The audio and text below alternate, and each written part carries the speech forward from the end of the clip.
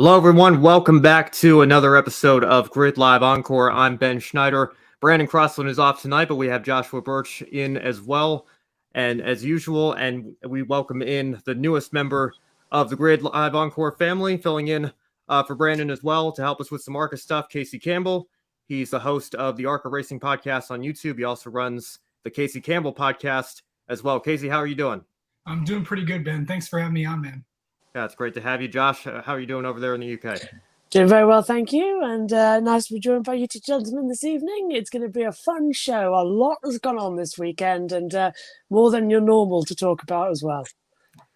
Absolutely. Well, Casey, we're going to bring you back here a little bit later to talk about the ARCA stuff. But real quick, Josh, I do want to recap the Indy Lights race with you. And it was Linus Lundqvist who took pole position leading for much of the race, but Matthew Brabham was the one who went to victory lane at Gateway. The St. Pete winner from earlier this season picked up his second win of the year, and that moves him into second in the points behind Lundqvist, who is essentially the champion-elect at this point, as we've been talking about all year on this show. So, Josh, Brabham ran 2 IndyCar Series races in 2016, so it's quite a while ago. He's pretty old for an Indy Lights driver coming back to the series this year. You look at how he's done in the series, he's currently the best of the rest after Lundqvist.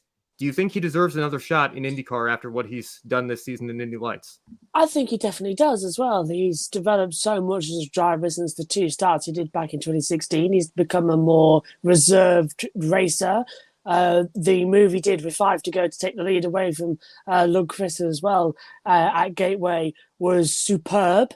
I was watching thinking that was a better move than anything we saw in the main race in the Bombarado 500. So I think definitely as well, I'd love to see Brabham in a full-time seat in IndyCar. I'd also like to see Lundqvist in one as well going forward as well. So I'm really keeping my fingers crossed that they sort of give Brabham the opportunity to show what he's made of.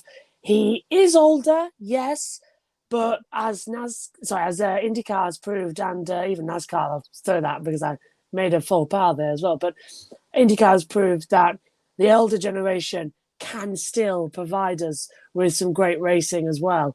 Look at the likes of Will Power, Scott Dixon, who are on course for championship glory this year as well. And definitely, I think if you throw Brabham in there as well, despite his advancing years as well, he's still young enough to do battle with these guys and really make a charge. So fingers crossed, I'd love to see him in there again. Yeah, I totally agree. Obviously, you've got to think Lundqvist is going to have something in the works for at least a partial schedule next season with how he's run. But Matthew Brabham as well, and he even has the last name going for him as well with the great racing history that comes with the Brabham family. It'd be great to see him continue to honor that legacy and have another shot in the IndyCar Series. If his Indy Lights campaign this year has been any indication, he's certainly run well enough, I think, to warrant some conversations as to whether or not he should be back in IndyCar and given another shot. Of course, he's been off doing stadium super trucks the last several years and had a lot of success doing that, but it would be great to see him back in IndyCar. Now, to shift gears over to the ARCA Menards Series, we had not 1, but 2 ARCA races this weekend. A bit of a weird schedule and a tough schedule for these teams to make the turnaround from Watkins Glen to Illinois. But Friday, the ARCA Series was at Watkins Glen, companion with the Xfinity Cup Series, and on Sunday, they had a standalone race at the Illinois State Fairgrounds. We also had a West Series race at Evergreen. So 3 ARCA races in total to recap. We'll get into that one a little bit later on. Josh, we'll bring everybody back in here. And I want to save the Brandon Jones discussion for a little bit later on in the show because I know you have a lot to say about that as usual. But Casey, to start off with you, when you think of the finish to the Watkins Glen race, Jones kind of got into Taylor Gray that forced him and Sammy Smith wide in turn 1 that allowed a path for him to take the win. What was your take on the contact between those 2 drivers and really what ended up costing Jones's de facto teammate, if you will, Sammy Smith, a shot at the win? I mean, it's the last lap. I mean, it's hard racing. It's, it is the last lap and all that. So I'm not surprised. We've kind of seen this before out of those 2 guys. I mean, Sammy Smith and Taylor Gray have dominated ARCA for a while. I mean, Sammy's got 2 wins on the season. Taylor's got 3. So they've won 5 races total. So, I mean, I really don't have. I mean, that's just racing right there. I mean, you guys are both going. Those guys are both going for wins, and off they go. I agree. Yeah, it's last lap and Watkins Glen turn one as well. It's literally just like the lottery. You go in there, and if you make it out alive, then you've done a very good job because it's such a tight corner. You're flat out down the straight as well. The restart zone was quite early on as well, so you're around about 4 or 5 gears in before you get to turn one. You slap on the brakes. We saw everybody run wide as well. In fact, everybody was just taking the line too much. Contact is always going to happen. And to be fair, I think looking at it as well, it was just a concertina effect from braking, and I'm not going to say brake testing, but to get my point across, that's what it's like. You brake suddenly, and it starts to off a chain reaction where it's just contact. We saw it when INDYCAR returned here a couple of years ago. That turn one on restarts became a menace. NASCAR had it so many times yesterday as well, and I'm not surprised really that the ARCA had it on Friday. And I know they shifted gears later on to the Sunday race for a different series as well with the West, but my God, it was just literally pot luck if you got through turn one. But I agree as well with what Casey was saying. Last lap, it's do or die maneuver. You go for it, whatever the stakes. I mean, we saw that with in IndyCar with Malukas. Last lap, you go for the move, do or die. At least you can say you've done it. I would tend to agree with both of you. I think, based on some of the other contact that we've seen in ARCA these last few years and the aggression of these young drivers, I don't think Brandon Jones's move was too egregious, especially considering it's the last lap. And, it's a very difficult situation going through turn one, that closely packed together anyway. I'd say all things considered, they probably came out of a situation relatively clean. Now, to shift gears to something completely different with everything really except, I guess, the series and the drivers, and even some of the drivers were different as well. The second race of the weekend at the dirt track of the Illinois State Fairgrounds, Jesse Love was in a heated battle with Venturini Motorsports teammate Buddy Kofoid when they ran up on Bryce Hagerberg, who had come to a nearly full stop on the front straightaway. The race was red flagged, and as the event was running short on time anyway, results unofficially reverted back to the last complete lap, giving Love the win and Kofoid the runner-up finish. Now, thankfully, everybody involved in the last lap incident was okay. But Casey, what was your reaction to the crash? And what do you think can be done, if anything, to prevent such an incident from happening in the future? Or do you think that this was just one of those freak deals that nothing really could have been done?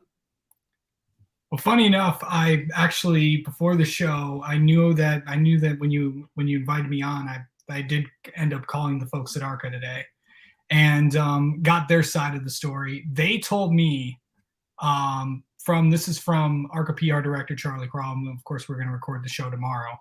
Or at some point this week.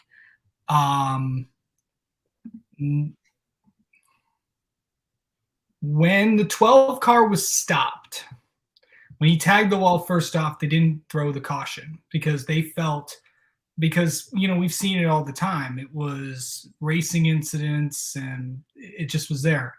Once the 12 and 15 had contact, you could hear in the booth, they immediately went to the tower and they flagged the TV truck and threw out the caution, the red flag.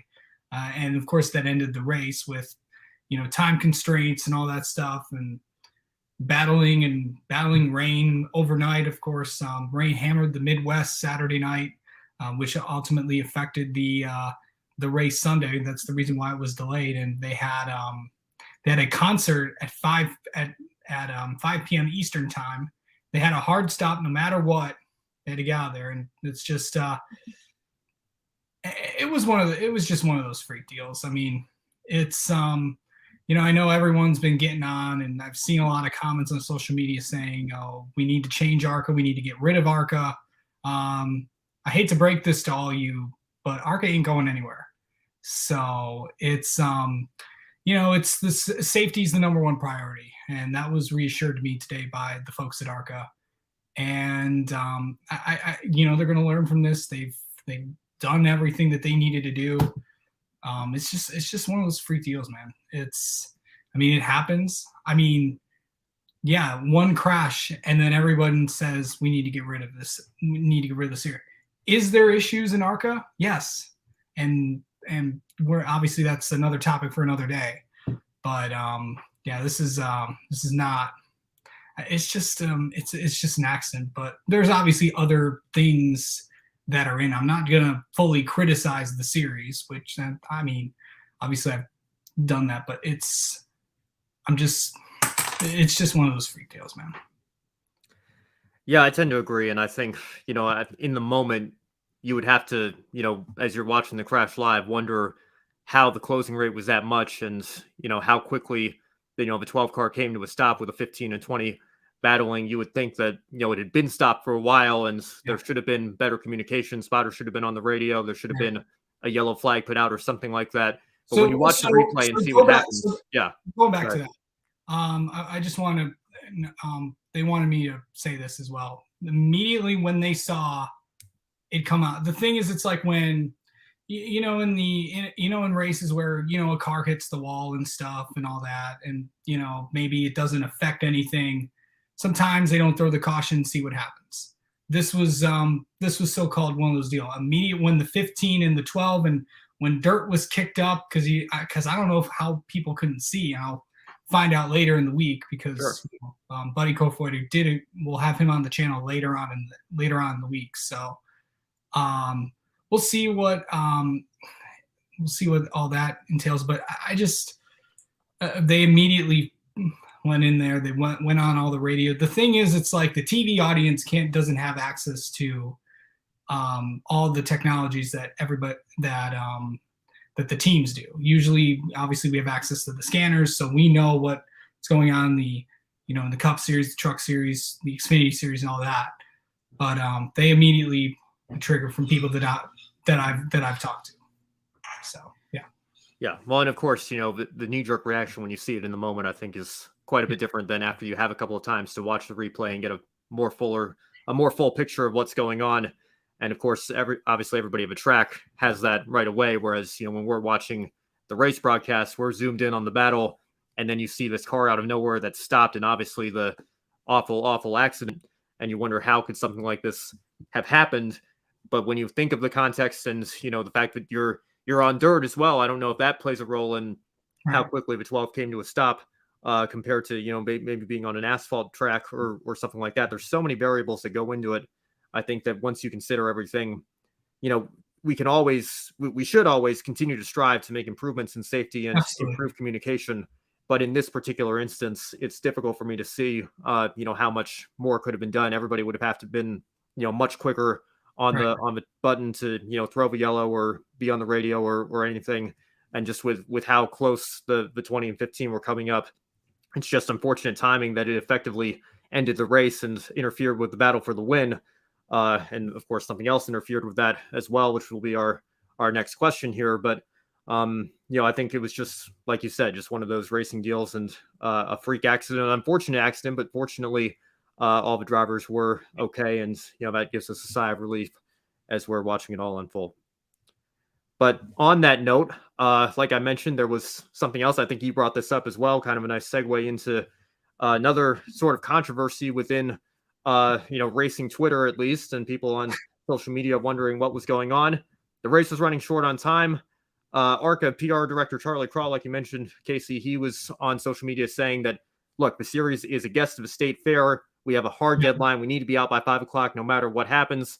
The weather, of course, impacted the start of the race, but Springfield now becomes one of many races this season that's had to be abruptly ended due to time constraints. You think of what happened with the TV window at Talladega, weather issues when I was out there at Portland, and then again, TV windows at Sonoma, and obviously the sunset issue starting the Pocono race so late as well. Those are just ones I can think of off the top of my head. There might have been one or two more, but now Springfield can be added to that list. So Casey, this particular instance, like we mentioned, everything happening, the unusual circumstances, being at a state fair, it may have been unavoidable this time, but do you think that this issue of running into time constraints is becoming a problem that the series might need to address going into 2023? Yeah, I think the series, and from people that I've talked to, I think the issue is going to get addressed. I don't want to get into that because, some of these conversations were also off the record conversations, but I will say this: this is ARCA's just had a ton of bad luck this year, and that's why you're also seeing the social media outrage that you're seeing. But it's also been like, for years, there's certain issues, with the car count and, how people are driving in the series and all that. And yeah, it's all the topics that we'll probably discuss tomorrow with when Charlie comes on. It's yeah, it's just they're given the window that they can. Of course, it's a big deal. ARCA's expressed this to me many times. It's a big deal when they're on FS1, when they're on cable television. It's they have more time, time constraints, and racing on. Usually, typically, they race on the same day as the Xfinity Series, the Truck Series. So yeah, it's something that I think that I think the series is going to address. I have heard that they are, but we'll just go from there. Well, and I think you bring up a good point as well. As frustrating as it's been, and as many times as it's happened, I think there has been quite a bit of bad luck. I think there are some instances where you could look at it and say, well, maybe we could have built in a bigger time buffer in case the race were to go long or something like that were to happen. But in this particular case, with weather in the area delaying the start anyway, and then having to cut off, to get out of the way to make room for the concert and the rest of the state fair later that evening, when you're guests of a property, I can understand where, that might be a situation where it's kind of unavoidable. And it's you're very fortunate to be able to have the opportunity to race at a different kind of racetrack and put on a good show for the fans, hopefully. But, when these things happen, it does lead you to think, it might be something that we can't really avoid. It's just a string of bad luck, and it's unfortunate that it's happened in a season where there's been a lot of those cases, but hopefully, if nothing else, it might be able to, get people within the series to organize and come together this offseason and think about things that we might be able to do to prevent the chances of it from happening again, at least in the future. You have one more thing to add? Yeah, I do. And if you go back and look at really those races, there were, if you remember back at Talladega and Pocono, there were a lot of big crashes that they had to clean up. And of course, you remember the big crash on the front stretch of Talladega. There were several of them at Pocono, and which the Pocono race also had some weather issues as well. So, it's just bad luck. Yeah, and I guess, to center it back on Talladega, my issue with Talladega wasn't even necessarily that they shortened the race. It was the fact that they said the next flag ends it with 13 laps to go. So, from a strategy standpoint, I felt like, if I was the runner-up, I could just hook the leader on the backstretch, get my caution, and win the race that way. And, where's the integrity in that? So I think, that's another aspect that kind of goes into it. If it's maybe understandable if we have the time constraints, but what are we going to do to make up for that? And, try to resolve those issues and find a way to conclude the race that, still satisfies everybody and, isn't, super abrupt or, ambiguous in terms of how we're doing that. We have a comment from our own Adam Lemery saying ARCA is a wonderful series. I've had names like Frank Kimmel, Jeff Purvis, Andy Hillenberg, etc. I completely agree. There's been a lot of ARCA mainstays, and it's great to see some of those names still out there as well. Maybe not behind the driver's seat anymore, but still involved in the series in the garage area in many different ways. And Kobe as well, one of our friends and the co-host of Grid Tonight, along with Adam. Welcome to Grid Network, Casey. And Casey, I hope we continue to have a couple more opportunities to do this as the rest of the season goes on. Absolutely. It's quite an honor to join the Grid family. So it's really, really appreciate you inviting me on. Of course, we've had you on before. Thanks for letting me talk some ARCA. And I know we got some more ARCA to talk about. Yeah, we got one more race. It was a very busy weekend for ARCA across everything. It was. We've got the West Series to recap here now. The 1,000th race in West Series history, I might add. Of course, not all of that. Actually, most of that hasn't been under the ARCA brand. That's still relatively new, happening in 2020. But for the West Series, tracing its history back to Winston West and K&N West, which is what it was when I started following the series. Now, of course, the ARCA Menards Series West. It was their 1,000th race at Evergreen this weekend, and it was Tanner Reef of Sunrise Ford Racing who took the win, spoiling the streak of 3 consecutive victories for his Sunrise Ford Racing teammate, Jake Drew, and that now puts Reef second in points, but a distant 43rd or 43 rather behind his teammate, who has had a lot like Linus Lundqvist, one hand on the championship for a little while now. So Casey, I've often joked that, as we talk about the car counts here, it's kind of become the Bill McAnally Racing Series presented by Sunrise Ford, because those are the two teams that have, such a level of dominance over the rest of the, single car, family run, smaller operations. But this season, it really looks like Sunrise Ford has even emerged as the number one team, certainly over the rest of the field, but even over BMR as well. Are you surprised? I mean, I know we had BMR switch over to Chevrolet, so sometimes when there's a manufacturer change, it takes a little longer to get up to speed. But are you surprised at just how dominant Sunrise Ford have been, particularly these last few races here between their two drivers? So here's the thing with all that. You got to remember, Sunrise Ford did not win at all in 2021. They won most of the races this year. I mean, you take a look at Jake Drew, for example. Just wrong place, wrong time for a lot of things. Just, basically everything that could happen to him did happen to him. Now he goes out and just wins. I mean, and of course, next race, we're coming up to Portland, where Jake scored his first win earlier this year. And, once you win one of these, you're on a roll. And, excuse me, Jake's been on a roll this year, but I'm really, really impressed with what I've been seeing out of Tanner Reif this year. So I feel like, the Sun plus BMR just, remember, they had a driver change. Austin Herzog started the year out and Landon Lewis was in. And Landon's done impressively well. I think he can pick up a win in these next few races. Remember, he did win earlier this year. I believe it was at the correct me if I'm wrong, the first Irwindale race. I think it was Irwindale or Kern. I can't remember offhand. Something like that, yeah. Yeah. Someone look that up.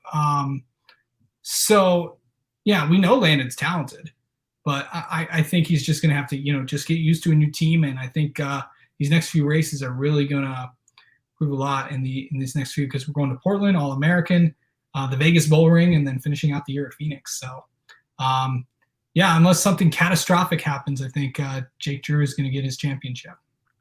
Yeah, the championship that he almost got last year and crossed the line thinking he had before Jesse Love, ironically passing his teammate Trevor Huddleston. That was, a crazy epic championship battle with so many drivers in contention. Unfortunately, it looks like we're not going to get a repeat of that this year. But fortunately for Jake as an individual, that certainly had to have been very heartbreaking going through that last year. And it looks like he's got a little bit of redemption coming his way.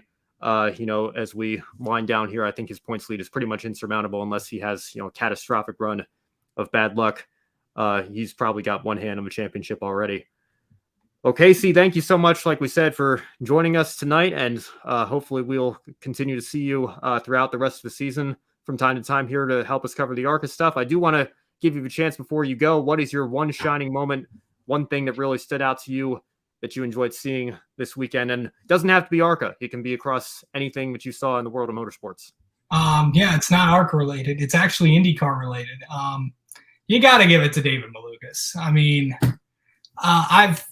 many people don't know that I just don't cover NASCAR. I've covered INDYCAR as long as I've done that. Just time and time again. David Malukas is someone that I've gotten to know over the past 5 years. One of the best characters in motorsports, but man, can he drive a race car? And he proved that in getting that second place, passing a Penske car, and like, oh my God, they're Penske's.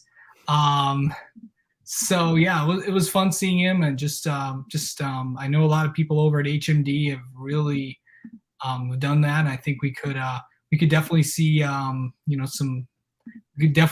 big gains out of them. Of course, they took Vassar Sullivan's place this year as the support team for the 18, and they've really stepped up. And David's been just killing it this year in IndyCar. And it'll be interesting to see what the team can do in the last two races. Okay, like I said, thank you so much. And again, that was my one shining moment, and I think it was Kobe's one shining moment as well last night. Certainly great run for David Malukas. You got to think if he had just one or two more laps, he might have been able to get the win even. Sure. But I know that guy's got a very bright future ahead of him, and he certainly showcased his talents this weekend at Gateway. So I totally agree. That's my one shining moment as well. And we will bring Josh back in here as we prepare to move on to Xfinity. But for you, we'll let you go off. I know you've got an interview to do tonight as well, so we'll let you get ready for that. But again, got an open offer. Anytime you want to come talk ARCA stuff, we'll be here. So thank you very much. Hey, I cannot thank everybody at Grid for allowing me to come on. It is I'm a big fan of the show. And a lot of the podcasts that you guys do. It's now an honor to be a part of this family. So I'm really really appreciative of that. We appreciate that. Casey, please stay in touch, and we'll talk to you soon. Hopefully, we'll have you back on the show sooner rather than later. Absolutely, bud. Talk soon. All right. Sounds good. All right. Well, Josh, let's give you an opportunity here to react to the Xfinity race. I want to get your take here, and I apologize. I'm just now seeing your note in the script. I didn't fill in the question fully, but that's all right. Going back to ARCA, obviously you've talked about Brandon Jones here and, picking up yet another win in the ARCA series. What we have now with the Xfinity series with Hendrick Motorsports running this 17 car on a part-time basis for Kyle Larson, Alex Bowman, William Byron, names like that. I think Chase Elliott, took a turn of the 88 as well. They're all lumped in. It's kind of interesting to look at how that 88 car, is technically under the Junior Motorsports banner, but the 17's under the Hendrick banner. And look, I don't doubt that the 4 Junior Motorsports cars are, a little bit more independently run, but, they even have HendrickCars.com on the car. I just think that, there's probably in all likelihood very little difference. I think Junior Motorsports is getting a lot of help on that 88 car. So, we know where you stand at this point on the situation with Cup drivers in Xfinity and even Xfinity drivers in ARCA.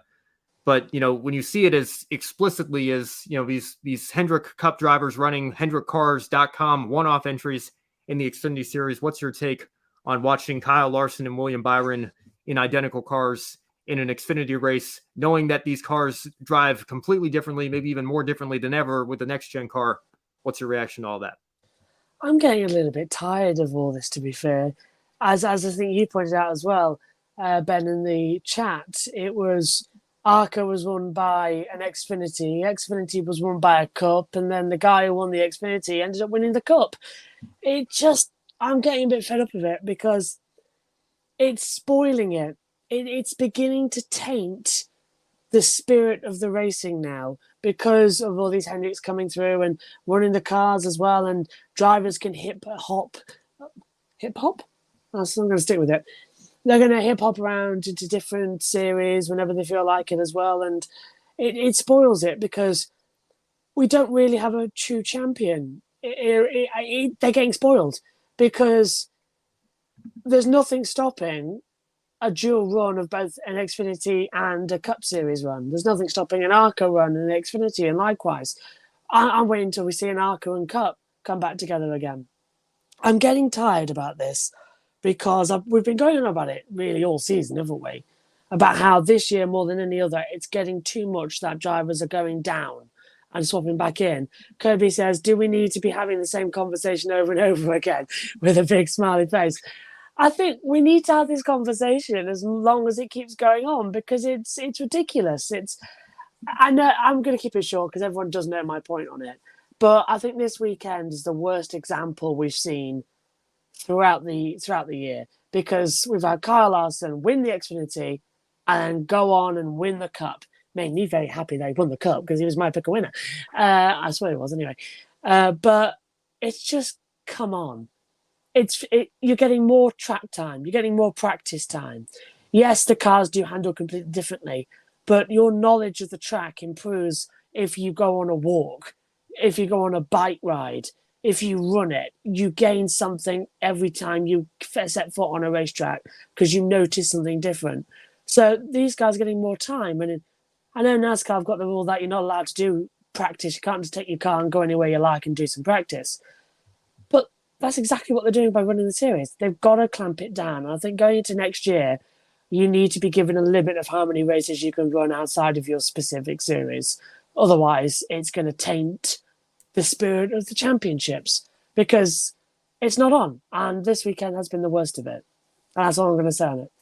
Yeah, well, just, to draw it back to that, there is a limit for each driver as an individual. They only get 5 races. But, of course, that was in my head, yeah.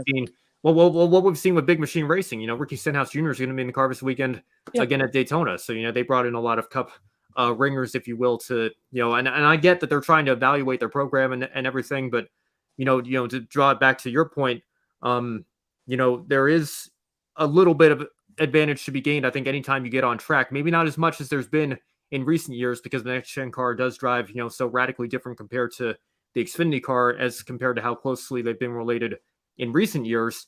But I think, to your point about, not being able to test and everything, it is kind of an unfair advantage. And, I don't know if there's any way to curb that, because I have no problem with you driving up, what AJ Allmendinger does, running a part-time schedule in the Cup Series, trying to maybe potentially even work his way back. Although, in AJ's case, I don't know if he wants to go back to a full-time Cup schedule, if he's just happy to run a handful of races for a colleague.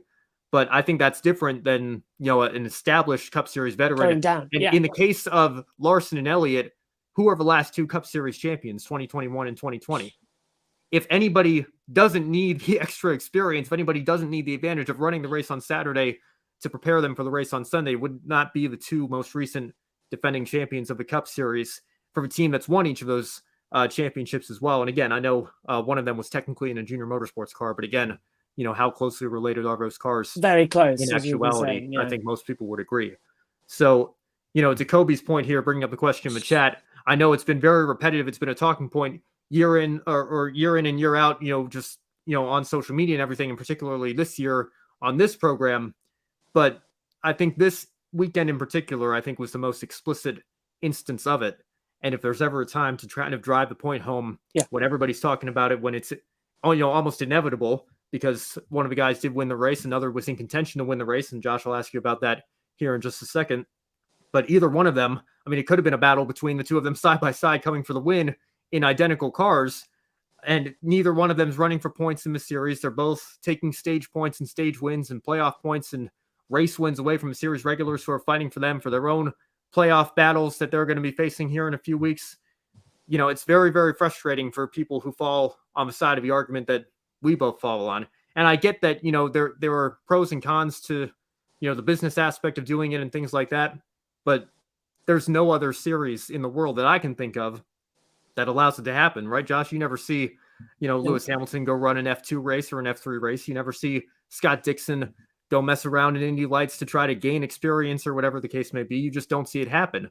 And if you want to throw it to other sports as well, you don't. I know we don't usually like comparing stick and ball sports here, but the only other thing I can really think of is you might see a baseball player, if they're trying to work their way back into the majors after an injury to rehab, they might go play AAA baseball for a few games to get their swing back, warm up, not thrown completely in. But I think that's, again, it's not like Kyle Larson is coming off of an injury and is trying to do a shorter race to test his fitness. Like, even then, it might be a little bit more understandable, but that's not the case here. This is just for extracurricular purposes. And you very rarely, if ever, see that anywhere else in professional sports, except in NASCAR, where it seems to be commonplace. I must admit, it is amazing what they do. We don't agree with it, obviously, but it is amazing they've got the stamina and the level of fitness to do that much on a weekend. That's amazing. Yeah. But it's wrong. It's wrong. It's morally wrong. To me, the perfect way to describe it is that you are happily married, but you're having a bit on the side. That's it. You're cheating. It's not fair. It's wrong. And I can't wait until they clamp it down. Formula E had a problem in its first and second year where teams were constantly swapping drivers to the drivers who were best at those type of circuits, the drivers who could pay the most money. And we went through 37 different drivers in the first season of Formula E. We went through 42 in season 2 or something like that. And they introduced a rule where you're not allowed to change driver for 3 races. So every 3 races, you've got to stay with that driver unless they're injured. And you're only allowed 3 changes per year. I think we should see something in the Cup, Xfinity and ARCA Series and trucks as well, where you're only allowed to move series and only do that series on that weekend. You can move around, but you're only allowed to do that. You can't duel, because it could be a safety risk as well. We mentioned how they do this endurance measure, but are you seriously telling me that fatigue doesn't come in? Watkins Glen is a very demanding track, as we've seen. It's very physical. And we had a wet-dry race, mainly dry, in the Cup Series, but fatigue would come in. And at one point, I'd get knackered. It's something that we've seen about the MotoGP riders this weekend. They've complained from going to do 22 races next year to 44, and they're not happy because it's extra fatigue on them. Formula One don't want to go beyond a certain limit of races because it's too much. It's too much stuff to train. So it's impressive that these NASCAR drivers are doing it. It's wrong that they're doing it, and they could cause injuries further down the line. And it's messing up everything. And this weekend was the worst I've seen of it in a long, long time, and I'm not happy about it. But as well, your next question leads in perfectly. It's what happened at the end of the race, which was even worse. Yeah, well, just to, kind of put a cap on it here and circle back, you bring up a very good point as well about injury, because, of course, everybody's well aware what happened to Kyle Busch at the start of the 2015 season. Of course, he had that epic comeback to make the playoffs and win the championship, but he was running an Xfinity race at Daytona, broke his leg, broke his foot, had to sit out for essentially the first third of the season. That was a race that you can make the argument he didn't need to be in, he probably shouldn't have been in, and it cost him 11 races or 12 races, whatever it was, at the start of his Cup Series season, which affected the drive to the championship that he eventually went on. But, that's another issue as well. And, you think of, the safety innovations that have come NASCAR's way. It's not as big of a worry as it used to be, but you think of what's happening to Kurt Busch right now, having been out of a car for these last several races here. He's not going to be back until the start of the playoffs at the earliest. It is still a risk. And there has been a level of concern with these next-gen cars as well. And of course, that's not necessarily, Kurt was doing that in a Cup car, in his own series. So, it's always a risk. But, when you run these extra races, racing is never going to be 100% safe. And there is that aspect to worry about as well. But I am with you. Listen, I gave my one shining moment to Kyle Busch when he hit 100 Xfinity wins, because to jump in a car, and again, I talked about this as well, the car drives differently from his Cup car. He often does this with no practice, no qualifying. He's been hopping all around the country all throughout his career to get it done. He's a first ballot Hall of Famer based solely on being the all-time winner in the Xfinity Series and Truck Series in terms of number of career wins. Those cars and trucks drive so differently from what he's used to on Sunday. And the fact that he gets in a truck, and, we talked about it at the beginning of the season this year. I think he was on a stretch of 19 top 2 finishes in 21 races. And it's not like he's running the series full time and, knows all the ins and outs of how the truck feels, as well as the series regulars do. So to hop in and hop out and do that, it's not, not an achievement. I see people all the time say, like, it's not impressive at all. He's just beating up on little league people. I do have to give him credit for what he does and winning these races, but I can do that and acknowledge at the same time, I don't think he needs to be out there. He should be focusing. He's a Cup Series driver. That's what he's known for. That's the series that he should be focused on. I mean, yeah, it's really impressive you're doing it, and he can master the technology. But I used to tell me that if Max Verstappen, Lewis Hamilton, Charles Leclerc went straight down to F2, that they would win their first races? No, they probably wouldn't, because it's such different machinery. So it's impressive that he can do that. And I completely agree with you. It's impressive that there's mastery there. That reminds me, actually, a lot of what Jim Clark and Sterling Moss used to do. They were chameleons. They could hop into any race car and immediately click with it and be fantastic. I mean, Jim Clark, we say about these drivers and how it's one that they're moving around. In the 60s, it was perfectly acceptable. Jim Clark in 1965 did 63 races across 52 weekends. Now, do that math. There's more than one race on one weekend. I remember he was racing in Australia on the Wednesday and flew overnight to race on Grand Prix weekend in a touring car race on the Friday. And then on Saturday, Sunday, he was racing in Formula One at Silverstone and won it as well. So it's those type of things. But the world's moved on. It's not those days anymore. The stricter rules in place to stop riders, drivers, racers having that fatigue issue. And I think NASCAR really need to put a stamp on it quite quickly. Yeah. Well, I do want to move on here because I think this topic has kind of become our, First Take always talks about the Cowboys, Undisputed always talks about LeBron. I think that's, Grid Live Encore is always talking about Cup drivers in the lower divisions. Oh, it's not here. Damn, it's downstairs. I was going to say, I've got a jacket of LeBron James. I've got a jacket. Oh, yeah, it's one of my favorite. I'll have to get it. I'll bring it on the next show. I thought it was up on the coat rack, but it's actually downstairs because it's a bit chilly in the UK, and I was wearing it outside a few days ago. Yeah. So, but yeah. Yeah. Well, we do have, again, to draw to a conclusion here, Kobe bringing up, on the issue of fatigue. Over a decade ago, some Cup drivers ran a full Xfinity and Cup race in the same day at Talladega due to weather. I think that, if I recall correctly, I think that was around 2010 or something like that, where Saturday got they called got to off. wait. Yeah. Yeah. So, there is that aspect as well, especially in a track like Talladega, where obviously you have, it's a major mental exercise, like Kobe's saying, there is that aspect of safety once again. Catching up on some of the older comments, Adam Lemmers, I'm sorry I missed this. When we were talking about Evergreen, cool short track in Washington, completely agree. West Series mainstay, great to see that back on the schedule this year. And Joe Samaniego, I had an opportunity to talk to Malukas last year.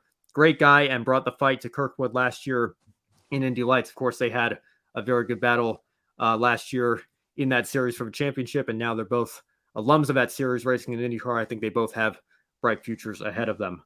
Now, to draw it back to the Xfinity race, as we mentioned, Kyle Larson did take the win. He'd go on to sweep the weekend by winning the Cup race as well. We'll pull the results back up here for you. It was actually 1-2 as well in the Cup race with Larson and Allmendinger, so a bit of history being made there. I think I saw a stat from TobyChristie.com saying that was only the second time that that's ever happened, where the top two on Saturday were also the top two on Sunday. So a bit of history happening at Watkins Glen. But his Xfinity win was in doubt for a while because it looked like William Byron and Ty Gibbs were going to be fighting for the win. They collided at the bus stop chicane. That cleared a path for Larson to take the lead. Now, Gibbs attracted some criticism for getting caught up in incidents earlier this season, but he has had a relatively clean track record in recent months. So, Josh, was the contact between Gibbs and Byron in closing laps, do you think a racing incident, or do you think Byron has a right to be frustrated with Gibbs? I definitely think Byron's got a reason to be frustrated with Gibbs there, but it was a weird one, wasn't it? Because it was down to turn one as well. Byron came on the inside line. That forced Gibbs on the outside. They both ran onto the track. Then they were very tight, close together through the S's section. And then all of a sudden we saw, again, Larson get a big toe on the back of Byron as well, and sort of just nerf him into the chicane. That unsettled his braking. So, in my opinion, Gibbs was on the outside, should have backed off. But as well, Byron had a little bit of he was going a bit quicker through the corner than he was expecting, and then they just did come together. But Byron was a bit out of control, so reacted more than he needed to and went into the path of Gibbs. But Gibbs was at a part of the track where he didn't need to be. It was already going to cut the corner, and it was always going to happen. The writing was on the wall as soon as he went for the manoeuvre. So, in my opinion, it's both a 50-50, but Gibbs should take more of the blame for it, for going on the inside. He was in a position where he didn't need to be, but it was all three of them's fault, really. It's both a racing incident and Gibbs at the same time. It's one of those very rare instances where you can see it's not a penalty, but you can see Gibbs shouldn't have been there. It's a bit like a bad foul in football. Go on the inside, you are going for the ball, and you do get the ball, but the player's sort of on the floor bleeding. So it's a 6 on one, half a dozen the other. But I do think Byron has got a reason to be angry with Gibbs, and Gibbs has got a reason to be angry with Larson as well for causing that, for coming up on the inside and tapping the back of Byron. So it was a messy last couple of laps, and that white flag as well. The next race ends it all. It was all messy. Yeah, and well, I think obviously Ty Gibbs is still very, very young. He's of course been a tremendous talent, and could have an Xfinity championship by the end of the year. Road America how was he's been running. a prime example. Yeah. Yeah, but I think there's a case to be made. Maybe a veteran driver would have maybe not forced the issue quite as much going into the bus stop, unless it had been the final lap. If it had been the final lap, maybe I think Byron might have been a little bit more understanding. Of course, he wasn't too happy with Gibbs, and I think when emotions are high, you're trying to win the race. I think he probably had a right to be frustrated, especially when you think of Gibbs's reputation that he's had for his aggression this season. But ultimately, at the end of the day, certainly not the most egregious thing ever. We can probably just chalk it up to a racing incident. And it's that chicane at the Glen. It always happens as well. I mean, that's where Raikkonen came a cropper as well, which is your next question. Yeah, that's true. Obviously the chicane is there so that they're not going into turn 5, at full speed, and there's been the safety aspect of that there as well. But maybe it's a little bit counterintuitive, because while the incidents aren't as high speed as they would be if they were just all piling into turn 5 at that speed, we do oftentimes see a lot of carnage at the bus stop chicane. And unfortunately, like you mentioned, it took out Kimi Räikkönen. And that's one final question that I have for you. I know we don't usually talk Cup on this show, but I know the race ran long. Josh, I know you're an absolute trooper, covering that race. But Unfortunately, you couldn't make the wrap-up show yesterday, so I do want to give you the chance now, especially since you've been covering Formula One a lot longer. You obviously know what a legend Kimi Räikkönen is in the world of Formula One and in the world of motorsports. We've been looking forward to this Project 91 entry for a while. Kimi seems to have had a great weekend. Obviously, he didn't get the result he wanted, but what was your reaction to his weekend, his debut, and unfortunately the contact that took him out of the race? I was really impressed to see Kimi go all in as well. He didn't go in there thinking, I'm Kimi Räikkönen, I'm a world champion. That's not Kimi's mindset. Kimi is very much Kimi's a comical guy. That's what many people don't get as well. Kimi's got a very dry wit sense of humor that when you actually see him and hear him talk as well, it's hilarious. He fully knows everybody sees him as a comedic genius, and he plays up to it slightly as well. When you get Kimi in a slot, like when he retired and Giovinazzi was there, he acts more like a dad to Giovinazzi. He was really kind of saying, call me when you land, see you over Christmas, come for Christmas and all that lot. So he's a fun guy, and he's the only F1 driver I know who still smokes. He drinks a lot as well. He has a good party, and Räikkönen really is a full-on fantastic guy. I mean, I've got his autobiography, biography really, that was written a couple of years ago, and I was reading it as well, and it's such a fun book. It really is. I mean, you get to see a whole new side of him, and he says in there as well that he loves racing. He loves the feeling of racing no matter what he does. And we saw it this weekend. He threw himself into it, made a little error and all that, but had fun. And then I was so disheartened to see that he put it in the wall. I was watching the race, and then I joined USRN for the last 24 laps as well to be on the call, because I originally was going to go in and I was just going to be there for 5 minutes talking about Kimi. I ended up staying for the remainder of the race in the pit lane role, as them's the breaks as well. And I was really impressed by Kimi. He was having a great race. He was running in, 8th place at one point? I think maybe 12th. That was really impressive. Did drop back and then had a little crash into the wall that put him out of the race. That was disappointing. I think Kimi's definitely got the bug that he's going to do a couple more. I think this Project 91 is a great idea because it's not putting in Xfinity. It's separate entities. They're not racing for points. They're not racing for championships. That's not what they're there for. They're there purely to bring Europe into NASCAR and NASCAR into Europe.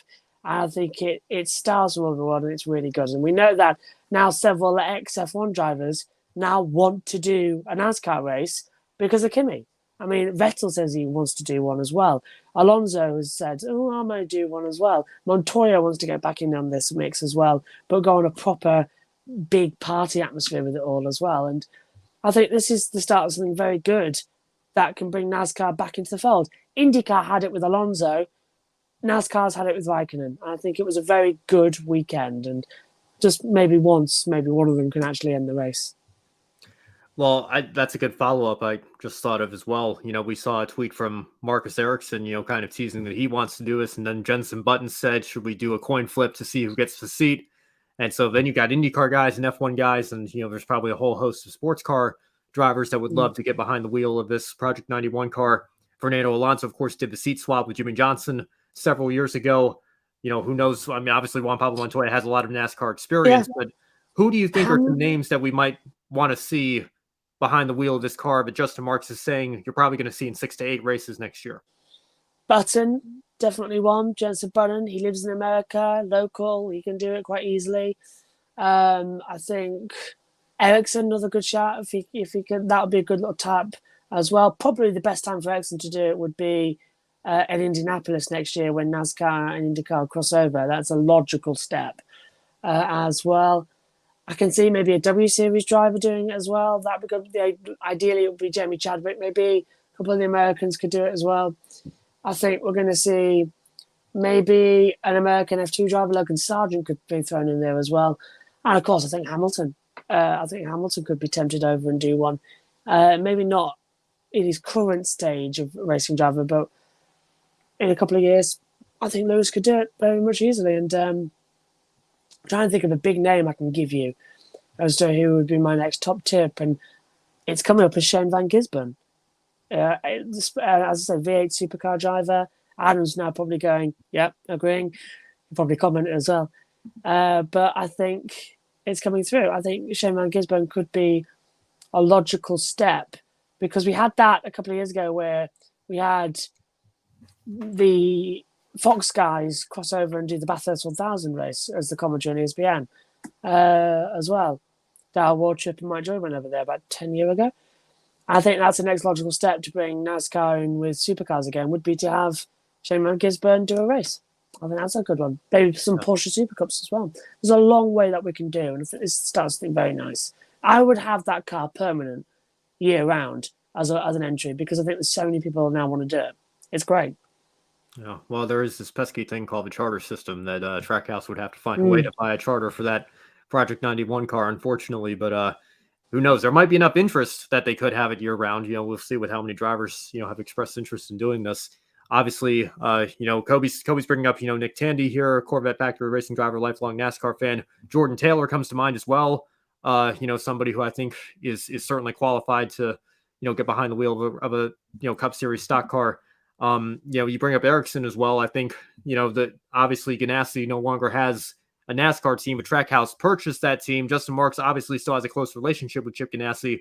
Ericsson drives for Chip Ganassi in the INDYCAR series. That might be a partnership that you certainly don't have to worry about any logistical issues with getting him behind the wheel of a Cup Series car. So we'll just have to wait and see. Of course, like I mentioned a little bit earlier, Justin Marks is saying you're probably going to see it in 6 to 8 races in 2023.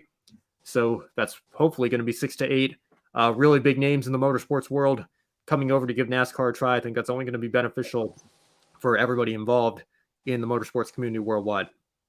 The only thing is, if they do Daytona 500, who's going to get that seat for the 500? What big name can they get to do NASCAR's biggest hearing race? these rumors of Elio, so we'll see if anything comes of that. But I think, I don't know if Elio has his heart set on the 500 or if he just wants to. I mean, he'd probably just be content, just to do any Cup Series race. But, 4-time Indy 500 winner, that might be the one where you let him get away with just, a test session or something like that, a controlled environment, rather than going to run an ARCA race or a truck race or Xfinity race to get ready for that with, how big of a name he is and, his legendary status, what that would bring to the 500. So, certainly something to keep an eye on here as we head into 2023. Well, Josh, thank you so much again for joining us. I know we were a little bit shorthanded tonight without Brandon, but it's always great to get to catch up with you on the Monday Night Encore show. So what is your one shining moment from this weekend? My one shining moment will go... There wasn't that much on, actually. Jorge Martin in MotoGP. Last lap, yes, he crashed out and ended up 10th, but he, for me, showed what a racer should be, where he was in fourth, he was behind Jack Miller, and he went up the inside, went for the move. Yes, he dropped it, but he got straight back on, finished the race, and was happy with the fact that he went for it. That, to me, was a true racer moment and a true sign of Jorge Martin being such a good guy and a good racer. Even though he crashed out and lost third position, he was a true racer, and he had pace all weekend long. So he's my one shining moment that could keep a stiff upper lip after having a miserable end to the race. I know I said Malukas yesterday. I have to give it to Kimi Räikkönen today. It's great to see him so enthusiastic about the weekend that he had. I know he was looking forward to it for a long time. And hopefully we'll see him back. I know he's said he doesn't have anything set in stone and confirmed beyond this one weekend at Watkins Glen, but obviously he's done races on an oval before. You think back to Charlotte in 2011. I know it was a long time ago, but the NASCAR bug has bitten him before. It looks like it might have bitten him again. And hopefully we'll see him down the road, whether it's with Project 91 or otherwise, and whether it's in the Cup Series or otherwise. I'm sure there are some Xfinity or Truck Series teams that would love the exposure to get him back behind the wheel as well.